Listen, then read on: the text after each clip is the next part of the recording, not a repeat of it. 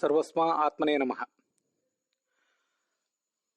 ತುಂಗೆಯ ತಂಗಾಳಿಯಿಂದ ಸೇವಿತವಾದ ಬಾಳಗಾರು ಕ್ಷೇತ್ರದಲ್ಲಿ ಇವತ್ತು ಹನುಮ ಜಯಂತಿಯ ದಿವಸ ಸಾಯಂಕಾಲ ನಮ್ಮ ಗುರುಗಳಾದಂಥ CH ಶ್ರೀನಿವಾಸಮೂರ್ತಿ ಆಚಾರ್ಯರು ಭಾಗವತದ ಕುರಿತಾಗಿ ಕೆಲವು ವಿಶಿಷ್ಟವಾದ ಶ್ಲೋಕಗಳನ್ನು, ವಿಶಿಷ್ಟವಾದಂಥ ವಿಷಯಗಳು, ವಿಶಿಷ್ಟವಾದ ಅನುಭೂತಿ, ಮನಸ್ಸಿಗೆ ಕೆಲವು ಸಮಾಧಾನಗಳನ್ನು ಕೊಡುವಂಥ ಸಂಗತಿಗಳು ಇತ್ಯಾದಿಗಳು ಅವರಿಗೆ ಏನು ಹಿಡಿಸಿದೆ ಅದನ್ನು ನಮ್ಮೆಲ್ಲರೊಂದಿಗೆ ಹಂಚಿಕೊಳ್ಳುವವರಿದ್ದಾರೆ. ಆ ಶ್ರೀಮದ್ ಆಚಾರ್ಯರ ಸಾಕ್ಷಾತ್ ಶಿಷ್ಯರಾದ ಅಕ್ಷೋಭ್ಯ ತೀರ್ಥರು, ಅವರ ಶಿಷ್ಯರಾದ ತ್ರೈಲೋಕ್ಯ ಭೂಷಣ ತೀರ್ಥರು, ಅವರಿಂದ ಪ್ರವರ್ತಿತವಾದದ್ದು ಬಾಳಗಾರು ಆರ್ಯ ಅಕ್ಷೋಭ್ಯ ಮಠ, ಶಿವಮೊಗ್ಗ ಜಿಲ್ಲೆಯ ತೀರ್ಥಹಳ್ಳಿ ತಾಲೂಕಿನ ಒಂದು ಸಣ್ಣ ಗ್ರಾಮ ಅದು. ಅಲ್ಲಿ ತುಂಗಾ ನದಿ ಇದೆ. ಶ್ರೀ ನರಸಿಂಹದೇವರು ಮತ್ತು ನರಸಿಂಹ ಶಾಲಗ್ರಾಮ ರಾಮದೇವರಿದ್ದಾರೆ. ಅವರ ಸನ್ನಿಧಾನದಲ್ಲಿ ಪರಮ ಪೂಜ್ಯರಾದಂಥ ರಘುಭೂಷಣ ತೀರ್ಥ ಶ್ರೀಪಾದರು ಅವರ ಸನ್ನಿಧಾನದಲ್ಲಿ ಈ ಪ್ರವಚನ ನಡೀತಾ ಇದೆ. ನಮ್ಮೆಲ್ಲರ ಗುರುಗಳಾದಂಥ ಪರಮ ಪೂಜ್ಯರಾದ ವಿಶ್ವೇಶ ತೀರ್ಥರ ಸನ್ಯಾಸಿ ಶಿಷ್ಯರಲ್ಲಿ ಒಬ್ಬರು ಶ್ರೀ ರಘುಭೂಷಣ ತೀರ್ಥರು, ಪ್ರಸಕ್ತ ಪೀಠಾಧಿಪತಿಗಳು. ಆಚಾರ್ಯ ಶ್ರೀನಿವಾಸಮೂರ್ತಿ ಆಚಾರ್ಯರು ಕೂಡ ವಿಶ್ವೇಶ ತೀರ್ಥರ ಶಿಷ್ಯರಲ್ಲಿ ಒಬ್ಬರು. ಇಂಗ್ಲೀಷು ಮತ್ತು ಕನ್ನಡ ಇತ್ಯಾದಿಗಳನ್ನು ತುಂಬ ಚೆನ್ನಾಗಿ ಬಲ್ಲಂಥವರು, ಸಂಸ್ಕೃತವನ್ನು ಬಲ್ಲವರು ಅಂತ ನಾವು ಪ್ರತ್ಯೇಕವಾಗಿ ಹೇಳಬೇಕಾಗಿಲ್ಲ. ನಮ್ಮಂಥವರ ಅನೇಕ ಸಂಶಯಗಳಿಗೆ, ಶಂಕೆಗಳಿಗೆ ಆಗಾಗ ನಾವು ಸಮೀಪಿಸಬಹುದಾದಂಥ, ಅಪ್ರೋಚ್ ಮಾಡಬಹುದಾದಂಥ ಒಬ್ಬ ವಿದ್ವಾಂಸರು.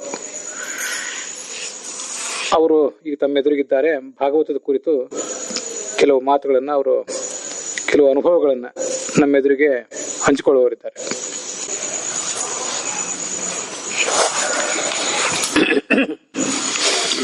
ಶ್ರೀ ಗುರುಭ್ಯೋ ನಮಃ.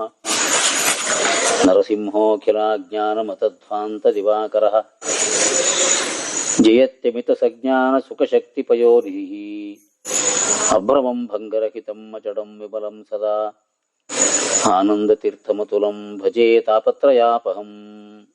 ಸೃಷ್ಟಿಸ್ಥಿತ್ಯಪ್ಯಯೇಹಾನಿಯತಿದುಷಿತಮೋ ಬಂಧಮೋಕ್ಷಾಶ್ಚ ಯಸ್ಮಾತ್ ಅಸ್ಯ ಶ್ರೀ ಬ್ರಹ್ಮರುದ್ರಪ್ರಭೃತಿಸುರನರದ್ವೇಷಶತ್ರುತ್ಮಕಸ್ಯ ವಿಷ್ಣೋರ್ವ್ಯಸ್ತಾಃ ಸಮಸ್ತಾಃ ಸಕಲಗುಣನಿಧಿಃ ಸರ್ವದೋಷವ್ಯಪೇತಃ ಪೂರ್ಣಾನಂದೋ ಯಯೋ ಯೋ ಗುರುರ್ಭಿ ಪರಮಶ್ಚಿಂತಯೇತಂ ಮಹಾಂತಂ.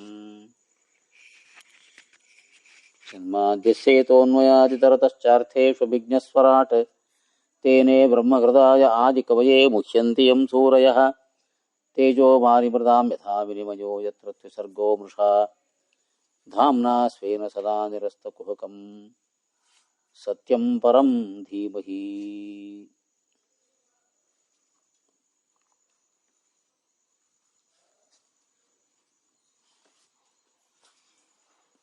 ನಾವು ಈ ಜಗತ್ತಿನಲ್ಲಿ ಹುಟ್ಟಿ ಬೆಳೀತಾ ಬೆಳೀತಾ ಒಂದಷ್ಟು ಜಗತ್ತಿನ ಪರಿಚಯ ನಮಗೆ ಆಗ್ತಾ ಹೋಗುತ್ತೆ. ಈ ಜಗತ್ತಿನ ಪರಿಚಯ ಆಗ್ತಾ ಆಗ್ತಾ ಕೆಲವರಿಗೆ ಹೆಚ್ಚು ಪರಿಚಯ ಆಗುವುದಿಲ್ಲ. ನಮ್ಮ ದೇಹ ಮನಸ್ಸುಗಳ ಅಪೇಕ್ಷೆಗಳನ್ನು ಪೂರೈಸ್ಕೊಳ್ಳಿಕ್ಕೆ ಏನು ಬೇಕೋ ಅಷ್ಟನ್ನ ಮಾಡಿಕೊಳ್ತಾ ಮಾಡಿಕೊಳ್ತಾ ಬದುಕು ಕಳಿಬೇಕು ಅಂತ ಹೆಚ್ಚು ಜನಗಳ ಆಲೋಚನೆ. ಜಗತ್ತು ಅಂದರೆ ಇಷ್ಟೇ ಅಂತ. ಆದರೆ ಸ್ವಲ್ಪ ಸಂಖ್ಯೆಯ ಜನಗಳಿಗೆ ಇದರ ಆಚೆಗೆ ಈ ಜಗತ್ತಿನ ಬಗ್ಗೆ ಒಂದು ಕುತೂಹಲ ಇದೆ. ಈ ಜಗತ್ತು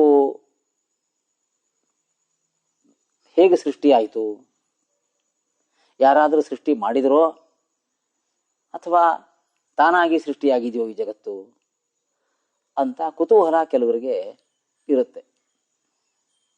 ಯಾರಿಗೆ ಕುತೂಹಲ ಇದೆಯೋ ಅವರು ಏನೇನಾದರೂ ಅನ್ವೇಷಣೆ ಮಾಡಿಕೊಳ್ತಾ ಹೋಗ್ತಾರೆ. ತಮ್ಮ ಕುತೂಹಲಕ್ಕೆ ಉತ್ತರ ಸಿಗುವಂತೆ ಅನ್ವೇಷಣೆ ಮಾಡಿಕೊಳ್ತಾ ಹೋಗ್ತಾರೆ. ಹೀಗೆ ಅನ್ವೇಷಣೆ ಮಾಡಿಕೊಂಡು ಹೋದವರಿಗೆ ಈ ಜೀವಾತ್ಮ ಪರಮಾತ್ಮ ಎನ್ನುವ ತತ್ವಗಳ ಪರಿಚಯ ಲೋಕಾವಲೋಕನದಿಂದ ಆಗತ್ತೆ, ಶಾಸ್ತ್ರಾವಲೋಕನದಿಂದಲೂ ಆಗತ್ತೆ ಅಂತ. ಈ ಲೋಕವನ್ನೇ ಹೆಚ್ಚೆಚ್ಚು ಅವಲೋಕನ ಮಾಡ್ಕೊಳ್ತಾ ಹೋದ್ರೆ ಈ ಲೋಕದ ವೈವಿಧ್ಯ, ಇದರ ವ್ಯಾಪ್ತಿ, ಇದರ ಆಳ, ಇದನ್ನು ಅವಲೋಕನ ಮಾಡ್ಕೊಳ್ತಾ ಹೋದವರಿಗೆ, ಕುತೂಹಲ ಇದ್ದವರಿಗೆ ಇಷ್ಟು ವೈವಿಧ್ಯ, ಇಷ್ಟು ರಮಣೀಯತೆ, ಇಷ್ಟು ಆಳ ಅಗಲ ಇದೆಲ್ಲ ತಾನಾಗಿ ಆಗಿರ್ಲಿಕ್ಕೆ ಸಾಧ್ಯ ಇಲ್ಲ. ಇದನ್ನ ಯಾರೋ ಮಾಡಿದ್ದಾರೆ ಅಂತ ಅವರ ಆಲೋಚನೆಯ ಪ್ರವೃತ್ತಿ ಒಳಗಿನಿಂದ ಅಂತ ಚಿಂತನೆ ಕೊಡುತ್ತವ್ರಿಗೆ. ಲೋಕಾವಲೋಕನ ಮಾಡ್ತಾ ಮಾಡ್ತಾ ಮಾಡ್ತಾ ಆ ಒಳಗಿನಿಂದ ಅಂತ ಚಿಂತನೆ ಕೊಡುತ್ತವ್ರಿಗೆ. ಅಂಥ ಚಿಂತನೆ ಯಾರಿಗೆ ಒಳಗಿನಿಂದ ಹೀಗೆ ಬರುತ್ತೆ ಅವರು ಈ ಜಗತ್ತಿನ ಅವಲೋಕನದಿಂದ ಈ ಜಗತ್ತನ್ನು ಯಾರೋ ಒಬ್ಬ ಸೃಷ್ಟಿ ಮಾಡಿದಾನೆ ಅಂತ ಒಂದು ಸಾಮಾನ್ಯ ಚಿಂತನೆಯನ್ನು ಮಾಡಿಕೊಳ್ತಾರೆ. ಅಂಥವ್ರಿಗೆ ಶಾಸ್ತ್ರ ಪರಿಚಯ ಆದರೆ ಶಾಸ್ತ್ರ ಇಂಥ ಜಗತ್ ಸೃಷ್ಟಿ ಮಾಡಿದವನೊಬ್ಬ ಇದ್ದಾನೆ ಅಂತ ವಿವರಣೆ ಹೇಳ್ತಾ ಆ ಜಗತ್ ಸೃಷ್ಟಿ ಮಾಡಿದವನಿಗೆ ಬ್ರಹ್ಮ ಅಂತನೋ, ಈಶ್ವರ ಅಂತನೋ, ಪರಮಾತ್ಮ ಅಂತನೋ ಶಬ್ದಗಳನ್ನು ನಮ್ಗೆ ಪರಿಚಯ ಮಾಡಿಕೊಡುತ್ತೆ. ನಾವು ಕಲಿಯುವ ಶಾಸ್ತ್ರಕ್ಕನುಗುಣವಾಗಿ ಬ್ರಹ್ಮ ಅಂತ ಕರಿತೀವಿ, ಈಶ್ವರ ಅಂತ ಕರಿತೀವಿ, ಪರಮಾತ್ಮ ಅಂತ ಕರಿತೀವಿ, ದೇವರು ಅಂತ ಕರಿತೀವಿ. ಅಂತೂ ಜಗತ್ ಸೃಷ್ಟಿಕರ್ತ, ಜಗಜ್ಜನ್ಮಾದಿ ಕಾರಣ ಅಂತ ಹೀಗೆ ನಾವು ಅದನ್ನ ಹೇಳ್ತಾ ಬಂದಿದ್ದೀವಿ. ಇದು ಒಂದು ಮುಖದ ಚಿಂತನೆ. ಲೋಕಾವಲೋಕನ ಮತ್ತು ಶಾಸ್ತ್ರಾವಲೋಕನ ಎರಡೂ ಸೇರಿದಾಗ ಆಗತಕ್ಕಂಥ ಚಿಂತನೆ ಇದು. ಇದು ಮುಂದಿನ ಬಹುವಿಧವಾದ ಅನ್ವೇಷಣೆಗೆ ಮೂಲ. ಇದು ಈ ಮೂಲ ಇದ್ದವರು ಮುಂದೆ ಬಹುವಿಧವಾದ ಅನ್ವೇಷಣೆಯನ್ನ ಮಾಡ್ಲಿಕ್ಕೆ ಪ್ರವೃತ್ತಿ ಮಾಡ್ತಾರೆ. ಈ ಕುತೂಹಲ, ಆ ಕುತೂಹಲ ಮೂಲಕವಾದ ಅನ್ವೇಷಣೆ, ಇದರ ಜೊತೆಗೇನೆ ಈ ನಾನು ಅಂತ ಪ್ರತಿನಿತ್ಯ ಹೇಳ್ಕೊಳ್ತೀವಲ್ಲ, ಈ ನಾನು ಅಂದ್ರೆ ಯಾರಿವನು? ನಾವು ಜೀವಾತ್ಮ ಜೀವಾತ್ಮ ಅಂತ ಹೇಳ್ಕೊತಾ ಇದ್ದೀವಿ. ಈ ಜೀವಾತ್ಮ ಇವನು ಯಾವಾಗ ಇವನು ಉತ್ಪತ್ತಿ ಆಯಿತು? ಯಾವಾಗ ಹುಟ್ಟಿದ ಇವನು? ಈ ದೇಹದಲ್ಲಿರುವಾಗ ಈ ದೇಹದಲ್ಲೇ ಈ ಜೀವಾತ್ಮ ಹುಟ್ಟಿ ಬಂದನೋ? ಇದಕ್ಕಿಂತ ಹಿಂದೆ ಈ ಜೀವಾತ್ಮ ಇದ್ನೋ? ಮುಂದೂ ಇರ್ತಾನೋ? ಇವೆಲ್ಲ ಪ್ರಶ್ನೆಗಳು ಕೇವಲ ಕುತೂಹಲದಿಂದ. ಯಾರಿಗೆ ಕುತೂಹಲ ಇಲ್ವೋ ಅವ್ರಿಗೆ ಪ್ರಶ್ನೆಗಳಿಲ್ಲ, ಅವರಿಗೆ ಊಟ ಉಪಹಾರ ಅಷ್ಟೇ. ಕುತೂಹಲ ಇದ್ದವರಿಗೆ ಈ ಪ್ರಶ್ನೆಗಳಿದ್ದಾವೆ.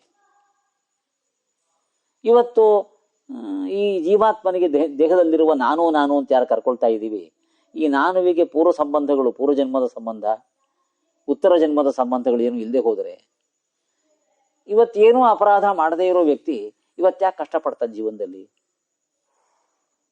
ಅಂತ. ತಪ್ಪು ಮಾಡದೇ ಇರೋನ್ಗೆಲ್ಲ ಏನೇನೋ ತೊಂದರೆ ಆಗ್ತಾ ಇದೆಯಲ್ಲ ಈ ಜೀವನದಲ್ಲಿ, ಏನು ಈ ಜಗತ್ತು ಹಾಗಾದ್ರೆ ಅಂತ ಏನೇನೋ ಕಗ್ಗಂಟಿನ ಪ್ರಶ್ನೆಗಳು ಬಂದ್ಬಿಡ್ತವೆ. ಈ ಕಗ್ಗಂಟಿನ ಪ್ರಶ್ನೆಗಳಿಗೆ ಉತ್ತರ ಹುಡ್ಕೊಳ್ತಾ ಹೋದವರಿಗೆ ಕೇವಲ ತಾವು ಮಾಡತಕ್ಕಂಥ ಅವಲೋಕನ ಸಾಕಾಗೋದಿಲ್ಲ. ಈ ತಾವು ಮಾಡೋ ಅವಲೋಕನ ಸಾಕಾಗದೇ ಇದ್ದಾಗ ಅವರಿಗೆ ಹೇಗೋ ಒಂದಷ್ಟು ಶಾಸ್ತ್ರಗಳ ಪರಿಚಯ ಆಗುತ್ತೆ. ಆ ಶಾಸ್ತ್ರ ಅವಲೋಕನ ಇದ್ದವ್ರಿಗೆ ಪರಿಚಯ ಆಗುತ್ತೆ. ಅದು ಯಾವಾಗಲೂ ಹಾಗೇನೆ. ಅವಲೋಕನ ಮಾಡದೇ ಇದ್ದವರಿಗೆ ಅಲ್ಲಲ್ಲೇ ಇರ್ತಾರವರು. ಏನೇನೋ ಕುತೂಹಲಗಳಿದ್ದವ್ರು ಅವಲೋಕನ ಮಾಡ್ಕೊಳ್ತಾ ಹೋಗ್ತಿದ್ದವ್ರಿಗೆ ಹೇಗೋ ಶಾಸ್ತ್ರದ ಪರಿಚಯ ಆಗುತ್ತೆ ಅವರಿಗೆ. ಶಾಸ್ತ್ರದ ಪರಿಚಯ ಆದರೆ ಈ ದೇಹದೊಳಗೆ ನಾನು ಅಂತ ನಾವು ಯಾರನ್ನ ಗುರುತು ಮಾಡ್ಕೊಳ್ತಾ ಇದ್ದೀವಿ, ಆ ನಾನು ಎನ್ನುವವನು ಅವನು ಒಂದು ಚೇತನ, ಅದು ಜೀವಾತ್ಮ ಅಂತ ಅದ್ರ ಬಗ್ಗೆ ಪರಿಚಯ ಮಾಡಿಕೊಳ್ತಾ ಈ ಜೀವಾತ್ಮನಿಗೆ ಹುಟ್ಟು ಸಾವುಗಳಿಲ್ಲ, ಅನಾದಿ ನಿತ್ಯ ಅನ್ನೋ ಶಬ್ದ ಹೇಳ್ತೀವಿ. ಆಮೇಲೆ ಅನಾದಿ ನಿತ್ಯ ಅನ್ನೋ ಶಬ್ದ ಹೇಳಿ ಆ ಹುಟ್ಟು ಸಾವುಗಳಿಲ್ಲದ ಜೀವಾತ್ಮನಿಗೆ ನಿರಂತರವಾಗಿ ನಾನಾ ದೇಹಗಳು ಬರ್ತಾ ಇದ್ದಾವೆ, ಹೋಗ್ತಾ ಇದ್ದಾವೆ. ದೇಹಗಳು ಬರ್ತಾ ಇದ್ದಾವೆ, ಹೋಗ್ತಾ ಇದ್ದಾವೆ. ಒಂದೊಂದು ದೇಹ ಬಂದಾಗಲೂ ಕೂಡ ಈ ಜೀವಾತ್ಮ ಏನೇನೋ ತಪ್ಪನ್ನ ಒಳ್ಳೆಯದನ್ನ ಮಾಡ್ತಾ ಇರ್ತಾನೆ. ತಪ್ಪು ಮಾಡಿದ್ರು ಅದನ್ನ ಸತ್ಕರ್ಮ ಅಂತ ಕರಿತೀವಿ, ಪಾಪಕರ್ಮ ಅಂತ ಕರಿತೀವಿ. ಒಳ್ಳೆಯದನ್ನು ಮಾಡಿದ್ರೆ ಸತ್ಕರ್ಮ ಅಂತ, ಪುಣ್ಯಕರ್ಮ ಅಂತ ಕರಿತೀವಿ. ಯಾವುದೋ ಜನ್ಮದಲ್ಲಿ ಮಾಡಿರ್ತಕ್ಕಂಥ ಪುಣ್ಯ ಪಾಪಗಳಿಗೂ ಇವತ್ತಿನ ನಮ್ಮ ಈ ಜನ್ಮಕ್ಕೂ ಸಂಬಂಧ ಇದೆ. ಇದೆಲ್ಲ ಏನೇನೋ ಅಂಶಗಳು ಪರಿಚಯ ಆಗ್ತಾ ಹೋಗ್ತವೆ. ಇದನ್ನೇ ಅವಲೋಕನ ಮಾಡ್ಕೊಳ್ತಾ ಹೋದಾಗ ಒಟ್ಟು ಈ ನಾನು ಅಂತ ನಮಗೆ ಪರಿಚಯ ಆಗಿರತಕ್ಕಂಥ ಈ ಜೀವಾತ್ಮ ಇವನ ದುಃಖ, ಇದಕ್ಕೆ ಏನು ಕಾರಣ ಅಂತ ಒಂದು ದೊಡ್ಡ ಪ್ರಶ್ನೆ ಎದುರು ನಿಂತು ಬಿಡುತ್ತೆ. ಬೃಹದಾರಣ್ಯಕೋಪನಿಷತ್ತಿನಲ್ಲಿ ಒಂದು ಚಿಂತನೆ ಇದೆ. ಯಾಜ್ಞವಲ್ಕ್ಯರು ಅಂತ ಒಬ್ಬರು ಮಹರ್ಷಿಗಳು, ಅವರಿಗೆ ಕಾತ್ಯಾಯನಿ ಮೈತ್ರೇಯಿ ಅಂತ ಇಬ್ಬರು ಪತ್ನಿಯರು. ಈ ಯಾಜ್ಞವಲ್ಕ್ಯರಿಗೆ ಸನ್ಯಾಸಾಶ್ರಮಕ್ಕೆ ಹೋಗಬೇಕು ಅಂತ ಮನಸ್ಸಿನಲ್ಲಿ ಅಪೇಕ್ಷೆ ಹುಟ್ಟುತ್ತೆ. ನಿರ್ಣಯ ಮಾಡ್ತಾರೆ, ನಾನು ಸನ್ಯಾಸಿ ಆಗ್ಬಿಡ್ತೀನಿ ಅಂತ. ತನ್ನ ಇಬ್ಬರು ಪತ್ನಿಯರನ್ನ ಮಾತಾಡಿಸಿ ಹೇಳ್ತಾರೆ, ನಾನು ಸನ್ಯಾಸಿ ಆಗಿಬಿಡ್ತೀನಿ, ಈಗ ಇಲ್ಲಿವರೆಗೆ ನನ್ನ ಜೀವನ ಏನು ಸಂಪಾದನೆ ಮಾಡಿದ್ದೀನಿ ನಿಮ್ಮಿಬ್ಬರಿಗೆ ಹಂಚಿಕೊಟ್ಟು ಬಿಡ್ತೀನಿ ಅಂತ ಯಾಜ್ಞವಲ್ಕ್ಯರು ತನ್ನ ಪತ್ನಿಯರಿಗೆ ಹೇಳ್ತಾರೆ. ಅದ್ರಲ್ಲಿ ಒಬ್ಬಳು ಪತ್ನಿ ಮೈತ್ರೇಯಿ, ನೀವೇನು ಕೊಡ್ತಿರೋ ಇದರಿಂದ ಮರಣವನ್ನ ಗೆಲ್ಲಕ್ಕೆ ಆಗತ್ತಾ ಅಂತ, ಕಿಮಹಂ ತೇನ ಅಮೃತ ಸ್ಯಾಮ್ ಅಂತ ಮೈತ್ರೇಯಿಯ ಪ್ರಶ್ನೆ. ನೀವು ಕೊಡೋ ಸಂಪತ್ತಿನಿಂದ ನಾನು ಅಮೃತ ಆಗತೀನಾ ಅಂದ್ರೆ ಮರಣರಹಿತಳು ಆಗತೀನಾ ಅಂದ್ರೆ ಮರಣವನ್ನು ಗೆಲ್ಲಕ್ಕೆ ಸಾಧ್ಯನಾ ಅಂತ ಒಂದು ಪ್ರಶ್ನೆ ಕೇಳ್ಬಿಡ್ತಾಳೆ. ಆ ಮರಣವನ್ನು ಗೆಲ್ಲಬೇಕು ಅನ್ನೋ ಒಂದು ಕುತೂಹಲ ಇದೆ ನೋಡಿ, ಆ ಮೈತ್ರೇಯಿಯಲ್ಲಿ ಕಾಣಿಸ್ತಾ ಇದೆ ಅದ ಕುತೂಹಲ. ಇನ್ನೊಬ್ಬಳಿಗೆ ಇತ್ತೋ ಇಲ್ವೋ ಬೃಹದಾರಣ್ಯಕೋಪನಿಷತ್ತು ನಮ್ಗೇನು ಹೇಳೋದಿಲ್ಲ, ಅದನ್ನ ಇನ್ನೊಬ್ಬಳ ಬಗ್ಗೆ ಏನು ಹೇಳೋದಿಲ್ಲ. ಈ ಮೈತ್ರೇಯಿಗೆ ಆ ಮರಣವನ್ನ ಗೆಲ್ಲುವ ಕುತೂಹಲ ಇದೆ ಅಂತ ಬೃಹದಾರಣ್ಯಕೋಪನಿಷತ್ತು ತೋರಿಸುತ್ತೆ. ಆ ಮರಣವನ್ನ ಗೆಲ್ಲುವ ಕುತೂಹಲ ಇದ್ದವಳಿಗೆ ಯಾಜ್ಞವಲ್ಕ್ಯರು ಹೇಳುವ ಉತ್ತರ ಅಂತ ಬೃಹದಾರಣ್ಯಕೋಪನಿಷತ್ತು ಹೇಳೋದು, ಅಮೃತತ್ವಸ್ಯ ನ ಆಶಾ ಅಸ್ತಿ ವಿತ್ತೇನ ಅಂತ. ಹಣದಿಂದ ಮರಣವನ್ನು ಗೆಲ್ಲುವ ಆಸೆ ಸುತರಾಂ ಇಲ್ಲ. ಯಾವ ಭೌತಿಕ ಸಂಪತ್ತಿದ್ರೂ ಕೂಡ ಹುಟ್ಟು ಸಾವುಗಳನ್ನ ಗೆಲ್ಲಿಕ್ಕಾಗೋದಿಲ್ಲ. ಯಾವ ಭೌತಿಕ ಸಂಪತ್ತಿದ್ರೂ ಕೂಡ ಹುಟ್ಟು ಸಾವುಗಳನ್ನ ಗೆಲ್ಲಿಕ್ಕಾಗೋದಿಲ್ಲ ಅಂತ ಅಮೃತತ್ವಸ್ಯ ನ ಆಶಾ ಅಸ್ತಿ ವಿತ್ತೇನ ಅಂತ ಯಾಜ್ಞವಲ್ಕ್ಯರು ಹೇಳ್ತಾರೆ. ಅದಕ್ಕೆ ಮೈತ್ರಿ ವಾಪಸ್ ಕೇಳ್ತಾಳಂತೆ, ತದೇವ ಮೇ ದೇಹಿ ಏನಾಹಂ ಅಮೃತಾಸ್ಯಾಂ ಅಂತ ಕೇಳ್ತಾಳಂತೆ. ಈ ಸಂಪತ್ತೆಲ್ಲ ಬೇಡ ನನಗೆ, ನೀವು ಯಾವುದನ್ನು ನನಗೆ ಕೊಟ್ರೆ ಅದರಿಂದ ನಾನು ಮರಣವನ್ನು ಗೆಲ್ಲಕ್ಕೆ ಸಾಧ್ಯವಾಗುತ್ತೋ ಅದನ್ನು ನನಗೆ ಕೊಡಿ ಅಂತ ಕೇಳ್ತಾಳು. ತನ್ನ ಪತಿಯನ್ನು ಕೇಳ್ತಾಳೆ. ಆಗ ತುಂಬಾ ಗಹನವಾದ ವಿಚಾರವನ್ನ ಯಾಜ್ಞವಲ್ಕ್ಯರು ಹೇಳ್ತಾರೆ. ಅಮೃತತ್ವ ಬೇಕು ಅಂತ ಕುತೂಹಲ ಇದ್ರೆ, ಅಪೇಕ್ಷೆ ಇದ್ರೆ ಆತ್ಮಾವಾರೇ ದ್ರಷ್ಟವ್ಯ. ನೋಡಮ್ಮ, ಅಮೃತತ್ವ ಬೇಕು ಅಂತ ಇದ್ರೆ ಆತ್ಮ ಸಾಕ್ಷಾತ್ಕಾರವನ್ನು ಮಾಡಿಕೊಳ್ಬೇಕು. ಆತ್ಮಾವಾರೇ ದ್ರಷ್ಟವ್ಯ. ಆತ್ಮ ಸಾಕ್ಷಾತ್ಕಾರ ಮಾಡ್ಕೊಳ್ಳಿಕ್ಕೋಸ್ಕರ ಏನ್ ಮಾಡ್ಬೇಕು? ಶ್ರೋತವ್ಯೋ ಮಂತವ್ಯೋ ನಿಧಿಧ್ಯಾಸಿತವ್ಯ. ವೇದಗಳ ಶ್ರವಣವನ್ನು ಮಾಡಬೇಕು, ಅಂದ್ರೆ ಚೆನ್ನಾಗಿ ಅಧ್ಯಯನ ಮಾಡಬೇಕು ಅಂತ ಅರ್ಥ. ಒಂದು ಪ್ರಥಮ ಹಂತದ ಅಧ್ಯಯನವನ್ನು ಶ್ರವಣ ಅಂತ ಕರೆಯೋದು. ಗುರುಗಳಿಂದ ವೇದೋಚ್ಚಾರಣೆ ಹೇಳಿಸ್ಕೊಂಡು ಅದರ ಅರ್ಥವನ್ನೂ ಹೇಳಿಸ್ಕೊಂಡು ಒಂದು ಪ್ರಥಮ ಹಂತದ ಅರ್ಥ ಚಿಂತನೆಯನ್ನು ಮಾಡಿಕೊಂಡ್ರೆ ಅಲ್ಲಿಗೆ ಶ್ರವಣ ಆಗಿತ್ತು. ಆ ಪ್ರಥಮ ಹಂತದ ಅರ್ಥ ಚಿಂತನೆಯನ್ನು ಮಾಡಿಕೊಂಡವರಿಗೆ ಏನೇನೋ ಪ್ರಶ್ನೆಗಳು ಉದ್ಭವ ಆಗಿಬಿಡ್ತವೆ. ಆ ಪ್ರಶ್ನೆಗಳಿಗೆಲ್ಲ ಉತ್ತರ ಸಿಗ್ಬೇಕು. ಇವಾಗ ಆ ಪ್ರಶ್ನೆಗಳಿಗೆಲ್ಲ ಉತ್ತರ ಸಿಗಬೇಕಾದ್ರೆ ಆ ವೇದವಾಕ್ಯಗಳಲ್ಲೇ ಏನೇನೋ ಉತ್ತರ ಸಿಗತಕ್ಕಂಥ ಅಂಶಗಳು, ಅನುಕೂಲಗಳು ಇರ್ತವೆ. ಅದನ್ನೆಲ್ಲ ಗಮನಿಸಿ ಗಮನಿಸಿ ಗಮನಿಸಿ ನನ್ನ ಪ್ರಶ್ನೆಗೆ ಇಲ್ಲಿ ಉತ್ತರ ಇದೆ, ನನ್ನ ಪ್ರಶ್ನೆಗೆ ಇಲ್ಲಿ ಉತ್ತರ ಇದೆ ಅಂತ ಹೇಳಿ ವೇದವಾಕ್ಯಗಳಿಂದಲೇ ಉತ್ತರವನ್ನು ಕೂಡ ಕಂಡುಕೊಳ್ಬೇಕು. ಈ ಉದ್ಭವಿಸಿದ ಪ್ರಶ್ನೆಗಳಿಗೆ ಉತ್ತರವನ್ನ ಕಂಡುಕೊಳ್ಳುವ ಒಂದು ಅಧ್ಯಯನ ಇದೆಯಲ್ಲ, ಆ ಅಧ್ಯಯನಕ್ಕೆ ಮನನ ಅಂತ ಹೆಸರು. ಮೊದಲು ಒಂದು ಸಾಧಾರಣ ಅಧ್ಯಯನ, ಪ್ರಥಮ ಹಂತದ ಅಧ್ಯಯನ. ಆಮೇಲೆ ಹುಟ್ಟಿರೋ ಪ್ರಶ್ನೆಗಳಿಗೆ ಉತ್ತರ ಕಂಡುಕೊಳ್ತಕ್ಕಂಥ ಎರಡನೇ ಹಂತದ ಅಧ್ಯಯನ, ಅದಕ್ಕೆ ಮನನ ಅಂತ ಕರೆದು, ಈ ಮನನದಿಂದ ಎಲ್ಲಾ ಪ್ರಶ್ನೆಗಳಿಗೂ ಉತ್ತರ ಸಿಕ್ಕಾಗ ಆತ್ಮ ಅಂದ್ರೆ ಪರಮಾತ್ಮ, ಆ ಪರಮಾತ್ಮ ಅಂದ್ರೆ ಸಕಲ ಗುಣ ಪರಿಪೂರ್ಣ, ದೋಷ ದೂರ, ಅವನಿಂದಲೇ ಈ ಜಗತ್ತು ಪೂರ್ತಿಯಾಗಿ ನಡ್ಕೊಂಡು ಹೋಗ್ತಾ ಇರುತ್ತೆ ಯಾವಾಗಲೂ ಕೂಡ ಅಂತ ಅವನ ನಾನಾ ಮಹಿಮೆಗಳು ಹೃದಯಕ್ಕೆ ಮುಟ್ತಾವೆ. ಶ್ರವಣ ಮನನಗಳಿಂದಾಗಿ ಈ ಜಗಜ್ಜನ್ಮಾದಿ ಕಾರಣ ಪರಮಾತ್ಮನ ನಾನಾ ಮಹಿಮೆಗಳು ಹೃದಯಕ್ಕೆ ಮುಟ್ತಾವೆ. ಯಾವ ವಿಷಯಗಳು ಹೃದಯಕ್ಕೆ ಮುಟ್ತಾವೆ ಅದರ ಬಗ್ಗೆ ಮತ್ತೆ ಮನಸ್ಸು ಚಿಂತನೆ ಮಾಡ್ತಾ ಇರುತ್ತೆ. ಹೃದಯಕ್ಕೆ ಮುಟ್ಟಬೇಕು, ಅದನ್ನೇ ಮತ್ತೆ ಚಿಂತನೆ ಮಾಡ್ಕೊಳ್ತಾ ಇರ್ತೀವಿ ನಾವು. ಆ ಹೃದಯಕ್ಕೆ ಮುಟ್ಟಿದ ಮೇಲೆ ಅದನ್ನೇ ಮತ್ತೆ ಚಿಂತನೆ ಮಾಡ್ಕೊಳ್ಳೋದು, ಬೇರೆ ಬೇರೆ ಆಯಾಮಗಳನ್ನು ಕಂಡುಕೊಳ್ಳೋದು, ಇದೆಲ್ಲ ಇದೆಯಲ್ಲ, ಇದು ನಿಧಿಧ್ಯಾಸನ ಅಂತ. ಮನನ ಆದ್ಮೇಲೆ ನಿಧಿಧ್ಯಾಸನ ತನಕ ಹೋಗ್ಬೇಕಾಗತ್ತೆ. ಆ ನಿಧಿಧ್ಯಾಸನವೂ ಬಹಳ ಪಕ್ವ ಆಗ್ತಾ ಮೇಲಕ್ಕೆ ಮೇಲಕ್ಕೆ ಮೇಲಕ್ಕೆ ಹೋಗಿ ಬಹಳ ಉತ್ಕೃಷ್ಟವಾದ ಪಕ್ವವಾದ ನಿಧಿಧ್ಯಾಸನ ಯಾವತ್ತಾಗತ್ತೆ, ಆ ನಿಧಿಧ್ಯಾಸನ ಸ್ಥಿತಿಯಲ್ಲಿ ಆ ಜಗಜ್ಜನ್ಮಾದಿ ಕಾರಣ ಪರತತ್ವ ಅವನ ಸಾಕ್ಷಾತ್ಕಾರ ಆಗತ್ತೆ. ಅದೇ ಆತ್ಮದರ್ಶನ. ಆತ್ಮಾವಾರೇ ದ್ರಷ್ಟವ್ಯ. ಈ ಶ್ರವಣಮನನ ನಿಧಿಧ್ಯಾಸನಗಳ ಮಾರ್ಗದಲ್ಲಿ ಸಾಗಿ ಅಂಥ ಪರಮಾತ್ಮ ಸಾಕ್ಷಾತ್ಕಾರ ಆದರೆ ಅವರಿಗೆ ಹುಟ್ಟು ಸಾವುಗಳಿಂದ ಬಿಡುಗಡೆ ಸಿಗತ್ತೆ. ಇಷ್ಟು ತತ್ವವನ್ನ ಯಾಜ್ಞವಲ್ಕ್ಯರು ಬೋಧನೆ ಮಾಡ್ತಾರೆ. ಆ ಹುಟ್ಟು ಸಾವುಗಳಿಂದ ಬಿಡುಗಡೆ ಆಗಬೇಕು, ಅಮೃತತ್ವ ಸಿಗಬೇಕು ಅಂತ ಮೈತ್ರೇಯಿಯ ಅಪೇಕ್ಷೆ ಇದೆಯಲ್ಲ, ಅದೇ ಅಪೇಕ್ಷೆ ಭಾಗವತದಲ್ಲಿ ಪೃಥುಚಕ್ರವರ್ತಿಗಿತ್ತು. ಪೃಥುಚಕ್ರವರ್ತಿಯ ಮನೆಗೆ ಸನತ್ ಕುಮಾರರು ಅವ್ರ ಜೊತೆ ಇರತಕ್ಕಂಥ ಸನಂದನ ಎಲ್ಲ ಬರ್ತಾರೆ. ಅವ್ರಿಗೆಲ್ಲ ಸ್ವಾಗತ ಎಲ್ಲ ಮಾಡಿದ್ದಾದ್ಮೇಲೆ ಅವ್ರನ್ನ ಆಸನದಲ್ಲಿ ಕೂಡಿಸಿ ಅವ್ರ ಮುಂದೆ ಒಂದು ಪ್ರಾರ್ಥನೆಯನ್ನ ಇಡ್ತಾನೆ ಋತುಚಕ್ರವರ್ತಿ. ಸಂಪೃಚ್ಛೆ ಭವಯೇತಸ್ಮಿನ್ ಕ್ಷೇಮಕ್ಕೇನಾಂಜಸ ಭವೇತ್ ಅಂತ. ಋತುಚಕ್ರವರ್ತಿ ಸನತ್ ಕುಮಾರ ಮೊದಲಾದವರು ಮುಂದೆ ಇಟ್ಟ ಪ್ರಾರ್ಥನೆ ಇದು, ಪ್ರಶ್ನೆ ಇದು. ಸಂಪೃಚ್ಛೆ ಭವಯೇತಸ್ಮಿನ್ ಕ್ಷೇಮಕ್ಕೇನಾಂಜಸ ಭವೇತ್.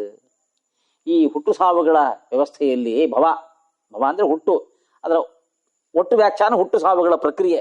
ಈ ಹುಟ್ಟು ಸಾವುಗಳ ಪ್ರಕ್ರಿಯೆಯಲ್ಲಿ ನಮಗೆ ಕ್ಷೇಮ ಯಾವುದರಿಂದ ಆಗುತ್ತೆ? ಚೆನ್ನಾಗಿ ಕ್ಷೇಮ ಅಂಜಸ ಕ್ಷೇಮ ಭವೇತ್. ತುಂಬಾ ಚೆನ್ನಾಗಿ ಕ್ಷೇಮ ಆಗಬೇಕು. ಮತ್ತೆ ಉಪದ್ರವಗಳು ಹುಟ್ಟಬಾರ್ದು.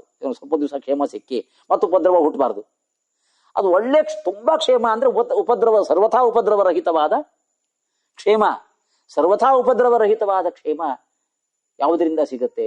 ದಯವಿಟ್ಟು ಉಪದೇಶ ಮಾಡಬೇಕು ಅಂತ ಸಂಪರ್ಚ್ಛೇ ಭವಯೇತಸ್ಮಿನ್ ಕ್ಷೇಮಕ್ಕೇನಾಂಜಸ ಭವೇತ್ ಅಂತ ಋತುಚಕ್ರವರ್ತಿ ನಿವೇದನೆ ಮಾಡಿದ.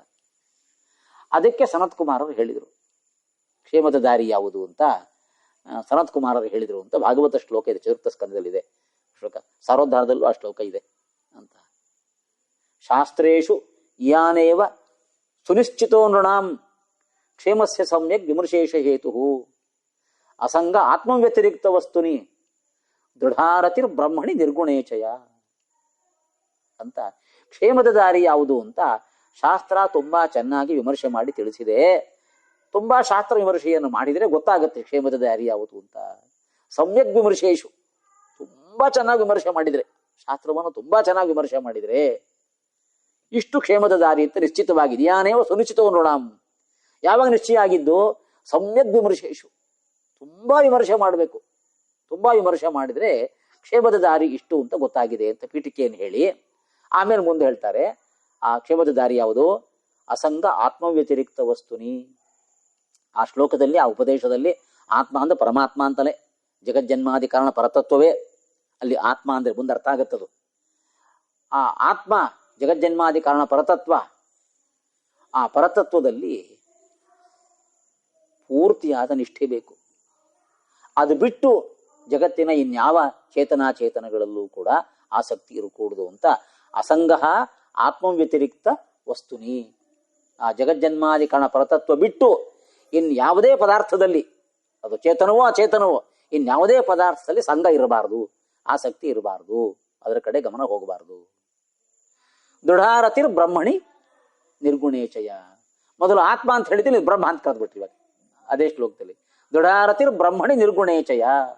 ನಿರ್ಗುಣ ಬ್ರಹ್ಮನಲ್ಲಿ ದೃಢವಾದ ಪ್ರೀತಿ, ದೃಢವಾದ ರತಿ, ಅದು ಮೋಕ್ಷದ ದಾರಿ, ಕ್ಷೇಮದ ದಾರಿ ಅಂತ. ನಿರ್ಗುಣ ಬ್ರಹ್ಮ ಅಂತ ಭಾಗವತ ಶ್ಲೋಕ ಬಂದ್ಬಿಡ್ತು, ಸನತ್ ಕುಮಾರರ ಬಾಯಲ್ಲಿ ಬಂದ್ಬಿಡ್ತು. ದೃಢಾರತಿರ್ ಬ್ರಹ್ಮಣಿ ನಿರ್ಗುಣೇಚಯ ಅಂತ ಅವ್ರ ಬಾಯಲ್ಲಿ ಬಂದ್ಬಿಡ್ತು. ಯಾವಾಗಲೂ ನಾವು ಉಪನಿಷತ್ತನ್ನೋ ಭಾಗವತವನ್ನೋ ಎಲ್ಲ ವ್ಯಾಖ್ಯಾನ ಮಾಡಬೇಕಾದ್ರೆ ಏನು ಸರಿಯಾದ ವ್ಯಾಖ್ಯಾನ? ಪೂರ್ವಾಪರ ವಿರೋಧ ಇಲ್ಲದೆ ಇರತಕ್ಕಂತಹ ಅರ್ಥಚಿಂತನೆಯೇ ಸರಿಯಾದ ಅರ್ಥಚಿಂತನೆ. ಅಂದ್ರೆ ಭಾಗವತದಲ್ಲಿ ಈ ಶ್ಲೋಕಕ್ಕಿಂತ ಪೂರ್ವದಲ್ಲಿ, ಈ ಶ್ಲೋಕಕ್ಕಿಂತ ಮುಂದಿನ ನಾನಾ ಪ್ರಸಂಗಗಳಲ್ಲಿ ಬ್ರಹ್ಮನ ಚಿತ್ರವನ್ನು ಹೇಗೆ ಕೊಡ್ತಾರೆ? ನಿರ್ಗುಣ ಬ್ರಹ್ಮ ಅಂದ್ರೆ ಅದ್ವೈತ ವೇದಾಂತ ಓದಿಕೊಂಡಾಗ ಒಂದು ನಿರ್ಗುಣ ಬ್ರಹ್ಮ ಚಿಂತನೆ ಸಿಗುತ್ತಲ್ಲ, ಆ ನಿರ್ಗುಣ ಬ್ರಹ್ಮ ಅಲ್ಲ. ಅದ್ವೈತ ವೇದಾಂತದ ನಿರ್ಗುಣ ಬ್ರಹ್ಮ ಅಂತಂದ್ರೆ ಯಾವುದೇ ಗುಣಕ್ರಿಯಾದಿಗಳು ಧರ್ಮಗಳು ಇಲ್ಲದೆ ಇರತಕ್ಕಂತಹ ಒಂದು ಪದಾರ್ಥ ಅದು. ಭಾಗವತ ಈ ಶ್ಲೋಕಕ್ಕಿಂತ ಪೂರ್ವದಲ್ಲಾಗ್ಲಿ, ಈ ಶ್ಲೋಕಕ್ಕಿಂತ ಉತ್ತರದಲ್ಲಾಗ್ಲಿ ಎಲ್ಲೂ ಬ್ರಹ್ಮನನ್ನ ಆ ಥರ ಚಿತ್ರಣ ಮಾಡೋದಿಲ್ಲ. ಭಾಗವತ ಬ್ರಹ್ಮನನ್ನ ಜಗಜ್ಜನ್ಮಾದಿ ಕಾರಣ ಪರತತ್ವ ಅಂತ ನಮಗೆ ಪರಿಚಯ ಮಾಡಿಕೊಡೋದು. ಆ ಜಗಜ್ಜನ್ಮಾದಿ ಕಾರಣ ಪರತತ್ವ ಇದಾನಲ್ಲ, ಅವನು ನಿರ್ಗುಣ ಬ್ರಹ್ಮ ಅಂತ ಭಾಗವತ ಹೇಳ್ತಾ ಇರೋದು. ಆ ಸಂದರ್ಭ ನೋಡಿದಾಗ ಭಾಗವತ ಪೂರ್ವ ಸ್ಕಂಧಗಳಲ್ಲಿ ಹೇಳಿರೋ ವಿಷಯ, ಉತ್ತರ ಸ್ಕಂಧಗಳಲ್ಲಿ ಹೇಳ್ತಕ್ಕಂಥ ವಿಷಯಗಳನ್ನು ನೋಡಿದರೆ ನಮ್ಮ ಬದುಕಿನಲ್ಲಿ ನಮ್ಮ ಕಷ್ಟ ಸುಖಗಳಿಗೆ ಪುನರಪಿ ಮರಣ ಜನನ ಪುನರಪಿ ಮರಣಗಳು ಆಗಲಿಕ್ಕೆ ಕಾರಣ 3 ಗುಣಗಳು: ಸತ್ವಗುಣ, ರಜೋಗುಣ, ತಮೋಗುಣ. ಈ 3 ಗುಣಗಳ ಸಂಬಂಧದಿಂದಾಗಿ ನಮಗೆ ಇವೆಲ್ಲ ಕರ್ಮಗಳಾಗ್ತಾ ಇದ್ದಾವೆ. ಕರ್ಮದಿಂದಾಗಿ ಹುಟ್ಟು ಸಾವುಗಳು ಆಗ್ತಾ ಇದ್ದಾವೆ. ಅದು ಸತ್ವಗುಣದ ಎಷ್ಟು ಮಹತ್ವ ಇದೆ, ರಜೋಗುಣದ ಸ್ವರೂಪ ಹೇಗಿದೆ, ತಮೋಗುಣದ ಸ್ವರೂಪ ಹೇಗಿದೆ, ಅದೆಲ್ಲ ಚೆನ್ನಾಗಿ ವಿವರಣೆ ಮಾಡಿ ತಿಳ್ಕೊಂಡಿರ್ಬೇಕಾಗತ್ತೆ. ಭಗವದ್ಗೀತೆ 14ನೇ ಅಧ್ಯಾಯದಲ್ಲಿ ಈ ಸತ್ವಗುಣ ಸ್ವರೂಪ, ರಜೋಗುಣ ಸ್ವರೂಪ, ತಮೋಗುಣ ಸ್ವರೂಪವನ್ನೆಲ್ಲ ಹೇಳಿದ್ದಾರೆ. ಆ ರಜೋಗುಣ ತಮೋಗುಣ ಎಲ್ಲ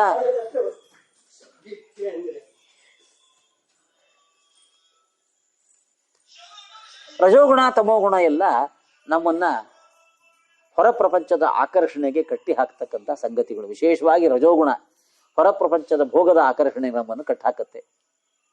ತಮೋಗುಣ ಅಂತೂ ನಾನಾ ವಿಧವಾದ ದುಷ್ಕೃತ್ಯಗಳನ್ನ ಮಾಡ್ಲಿಕ್ಕೆ ಬೇಕಾದ ಪ್ರೇರಣೆಯನ್ನ ಕೊಟ್ಟು ಬಿಡುತ್ತೆ.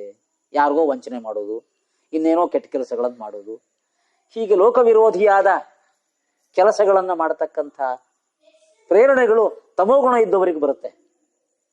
ತುಂಬಾ ಭೋಗಮುಖವಾದ ಜೀವನವನ್ನ ಮಾಡಲಿಕ್ಕೆ ಪ್ರೇರಣೆ ರಜೋಗುಣದಿಂದ ಬರುತ್ತೆ. ಇಂಥ ಭೋಗಮುಖವಾದ ಜೀವನ ಅಥವಾ ಪರರ ಹಿಂಸೆಯನ್ನು ಮಾಡ್ತಕ್ಕಂತಹ ಜೀವನ, ಇಂಥ ಜೀವನಗಳೆಲ್ಲ ಕ್ಷೇಮಕ್ಕೆ ವಿರೋಧಿಯಾದ ಜೀವನ ಇದು. ನಮಗೆ ಕ್ಷೇಮ ಬೇಕು ಅಂತಿದ್ರೆ ನಾವು ಈ ರಜೋಗುಣ ತಮೋಗುಣಗಳನ್ನು ದೂರ ಮಾಡಿಕೊಳ್ಬೇಕು. ಸತ್ವಾತ್ ಸಂಜಾಯತೆ ಜ್ಞಾನಂ ಅಂತ ಇರೋದು. ಸತ್ವಗುಣದಿಂದ ಶುದ್ಧವಾದ ಜ್ಞಾನ ಬರುತ್ತೆ ಅಂತ.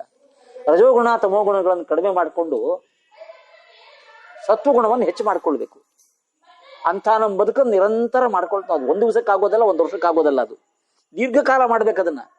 ಮಾಡಿ ಮಾಡಿ ರಜೋಗುಣವನ್ನು ಮೆಟ್ಟಿ ತಮೋಗುಣವನ್ನು ಮೆಟ್ಟಿ ಸತ್ವಗುಣವನ್ನು ಜಾಸ್ತಿ ಮಾಡ್ಕೊಳ್ಬೇಕು. ಆಗ ನಮಗೆ ಈ ದುಃಖದ ಮಾರ್ಗದಿಂದ ಆಚೆ ಹೋಗ್ಲಿಕ್ಕೆ ಅವಕಾಶ ಆಗುತ್ತೆ. ಅದೆಲ್ಲ ಆಗಬೇಕಲ್ಲ. ನಮಗೆ ಆಗಬೇಕಾದ್ರೆ ಆ ಜಗಜ್ಜನ್ಮಾದಿ ಕಾರಣ ಪರತತ್ವ ಅವನ ಅನುಗ್ರಹ ಬೇಕು. ಅವನ ಅನುಗ್ರಹದಿಂದ ಯಾಕಾಗತ್ತೆ ಅನ್ಲಿಕ್ಕೆ ಒಂದು ಯುಕ್ತಿಯನ್ನು ಜೋಡಣೆ ಮಾಡ್ಕೊಳ್ಳಿಕ್ಕೆ ಹೋದಾಗ ಅವನು ಸತ್ವಗುಣ, ರಜೋಗುಣ, ತಮೋಗುಣ ಈ 3 ಗುಣಗಳು ಅವನಿಗಿಲ್ಲ. ತ್ರಿಗುಣ ರಹಿತ ಅವನು. 3 ಗುಣಗಳು ಅವನಿಗಿಲ್ಲ. ಈ 3 ಗುಣಗಳು ಬಂಧಕ ಗುಣಗಳು. ಆ ಬಂಧಕವಾದ 3 ಗುಣಗಳು ಅವನಿಗಿಲ್ಲ ಅಂತ. ನಾವೆಲ್ಲ ಜಗತ್ತನ್ನು ಹುಟ್ಟು ಸಾವುಗಳ ಪ್ರಕ್ರಿಯೆಯಲ್ಲಿ ಸುಳಿಯಲ್ಲಿ ಸಿಕ್ಕಿ ದುಃಖ ಅನುಭವಿಸ್ಕೊಳ್ತಾ ಜಗತ್ತನ್ನು ಅರ್ಥ ಮಾಡಿಕೊಂಡ್ರೆ ಇದು ಸರ್ವಾತ್ಮನ ಇಲ್ಲದೆ ಇರತಕ್ಕಂತಹ ಚೇತನ ಅಂದ್ರೆ ಅಂತ. ಇದು ಸರ್ವಾತ್ಮನ ಇಲ್ಲದೆ ಇರತಕ್ಕಂತಹ ಚೇತನ ಅಂತ ಒಂದು ವ್ಯವಸ್ಥೆ ಇದ್ರೆ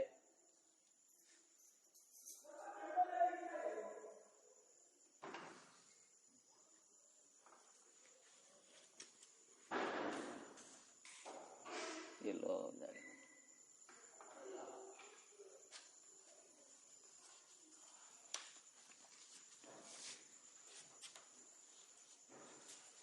ಈ 3 ಗುಣಗಳು ಇರೋರಿಗೆ ಇದೆಲ್ಲ ಈ ದುಃಖದ ಸುಳಿಗಳು ಏರ್ಪಾಡಾಗ್ತವೆ. ಇದನ್ನ ಬಿಡಿಸ್ಕೊಳ್ಬೇಕಾದ್ರೆ ಇದು ಸರ್ವಾತ್ಮನ ಇಲ್ಲದೆ ಇರತಕ್ಕಂಥ ಒಂದು ಮಹಾಚೇತನ ಅವನು ನಮಗೆ ಅನುಗ್ರಹ ಮಾಡಿದರೆ ನಮಗೆ ಇದರಿಂದ ಬಿಡಿಸ್ಕೊಳ್ಳಿಕ್ಕೆ ಸಾಧ್ಯವಾಗುತ್ತೆ.